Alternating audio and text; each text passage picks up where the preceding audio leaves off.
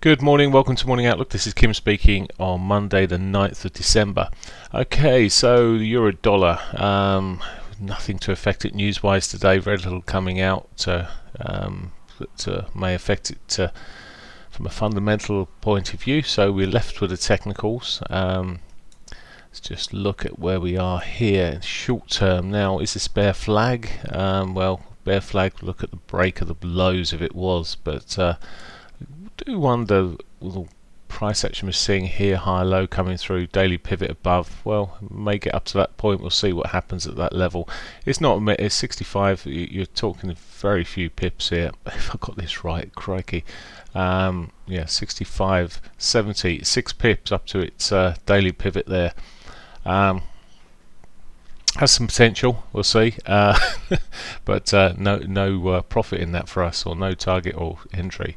But post the daily pivot being hit, we'll see. Let me just change this to a 60-minute chart. It's better. Get a bit more price action in there. As I said, for the downside, I'd be looking at a break of the lower trend line there. The pound. Let's come out to look at the dailies, and well, it's having another shove up this morning. The market likes the opinion polls that's sitting in there, but there is this big divergence on the 4-hourly, which could change things. Back for the weekly pivot that's sitting there below at 30.65 sort of zone. In the shorter time frame, well, maybe a break of the trend line across the lows here again would see it being a bit more bearish. Never trust these sort of moves that up a strong hour before the markets really get underway or the volume starts coming into it, so a bit skeptical on that. But and with the divergence that sits there, maybe waiting for the trend break, and if it does break, then maybe a couple of day trade here back towards that weekly pivot, depending on how it shifts this morning. But yep, looking soft. Wouldn't want to be buying into that for sure. Dollar yen. Dollar yen. Well, the dollar yen seems strength coming through. It's done a bearish pivot swing here. Break of the 50 MA. Could see it rolling down towards the 100 maybe at some point. It's looking at here. It's a bit of a mess overall in pattern wise, and when you come out and look at it on a 60-minute pattern over the last 3 or 4 days, 3 days really, sort of pushed up, back down again. Okay, the non-farms ish time on Friday saw it fly up, but eventually it's come back off that at the moment. Not quite caught the daily pivot, but it may run down towards that S1 at about 108.37. Again, not massive of pips. I mean, it's at 57 at the moment, but at least 20 pips in that. Certainly that has potential. Be watching that maybe post 8 o'clock. Other markets then, briefly, I'm just going to look at it from a 60-minute time frame. You see the Aussie dollar not particularly strong here. It's missed the daily pivot at the moment, really heading back towards the weekly pivot at the moment. Not going to be doing too much for that, but the way it's chopping along.